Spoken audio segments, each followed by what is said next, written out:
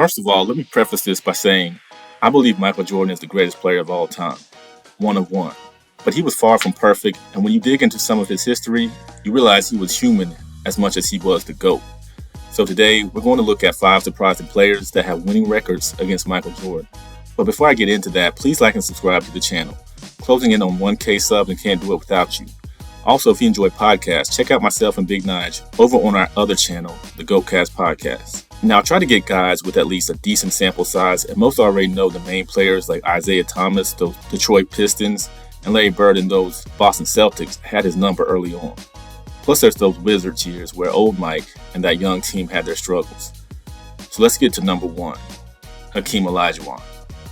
The finals clash we never got, but always wish we did. Olajuwon and Jordan were drafted the same night, Hakeem going first and Jordan going third, as you all know. In their storied careers, they faced off 23 times, as both represented one side of the conference, so they didn't meet as frequently. In those 23 games, Hakeem was 13-10 against Mike. We even got to see both in different uniforms matched up. While Hakeem may have won the games, Jordan dominated the stats, averaging 30.8 points per game, 5.6 rebounds, 5.4 assists, 3 steals, and 0.7 blocks, to Olajuwon's 21.9 points per game, 11.2 rebounds, 2.3 assists, 1.8 steals, and 3.3 blocks. This adds to the what-if scenarios of if those 90s Bulls and Rockets met up in the finals, would Olajuwon have been too much? Number 2, Jason Kidd. This is where we will see guys who did most of their damage against the GOAT during his Wizards years, but they still competed while he was wearing the Bulls jersey. The Hall of Famer and one of the most underrated point guards of all time, Jason Kidd amassed a 6-5 record against Jordan. Of course, only winning one game against Bulls jersey Mike back in 1997. Once Kidd got to the Nets and Jordan came back for those Wizards, it was a wrap. But even still, when you look at them side by side, here's what the stats say. Jordan averaged 26.2 points per game, 6.3 rebounds, 4 assists, 2.2 steals, and 0.5 blocks, while Kidd averaged 12.9 points per game, 7.1 rebounds, out-rebounding Mike, 9.4 assists, 2.4 steals, and 0.4 blocks. In a fairly small sample size, it still shows that Kidd was doing things on the court just as well as Mike was.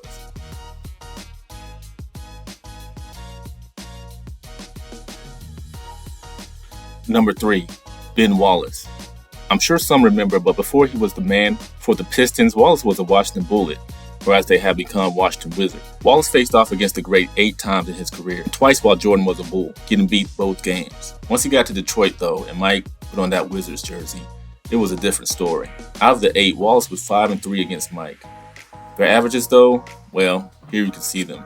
Mike averaged 22 points per game, 6.9 rebounds, 3.4 assists, 1.6 steals, and 1 block to Wallace's 7.9 points per game, 13 rebounds, 1.4 assists, 1.3 steals, and 2.9 blocks.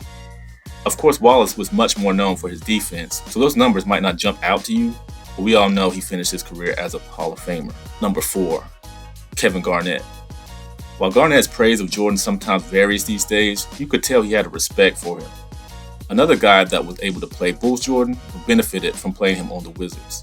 A recurring theme, but that will soon change. They met 9 times throughout their Hall of Fame careers, with Kevin Garnett taking 5 of them. Having played Mike 5 of those 9 games as a Bull, so it wasn't just beat up on old Wizards Jordan this time. In those 9 meetings, Jordan averaged 28.9 points per game, 6.2 rebounds, 3.7 assists, 0.9 steals, and 0.4 blocks, while Garnett averaged 20 points per game, 9.6 rebounds, 3.9 assists, 1.7 steals, and 1.2 blocks. Statistically better than Jordan everything but scoring. Pretty surprising, just goes to show how talented a young KG was. Number 5, Julius Dr. J. Erving. Back to the pass era. Dr. J was considered by most to be the precursor to what Jordan would become. An athletic wing that had lots of flash and flair, spending his early days in the ABA before they merged with the NBA, where he suited up the rest of his career with the Philadelphia 76ers. As much a potent scorer as Mike in his prime, it's no wonder young Mike had problems against the Doctor. They met 8 times during their careers, and Dr. J finished 6-2 against Mike. Had they have been in their primes, I'm sure this would have been a must-watch rivalry akin to Magic and Bird. In those 8 meetings, Jordan averaged 27.9 points per game, 4.6 rebounds, 5.3 assists, 2.9 steals, he was playing some defense, and 0.9 blocks, to Dr. J's 20.4 points per game, 4.6 rebounds, 3 assists, 1.4 steals, and 1.9 blocks. They were definitely going at it back then. So here's a few honorable mentions I didn't include, mostly because of the small sample size. Dirk Nowitzki was 3-0 against Mike. Baron Davis had a 3-1 record against Mike. Gilbert Arenas, who seems to be trending towards a Mike hater, finished his career 2-0 against Mike. And of course, Scottie Pippen, who finished 1-0 against the GOAT. I know there's more, and some are obvious due to the time frame they met, so I'll stop there. Let me know in the comments section if any of these were surprising to you, or if you have any others. Hope you enjoyed this content, and if you would like to see more, please like and subscribe to the channel. Thank you.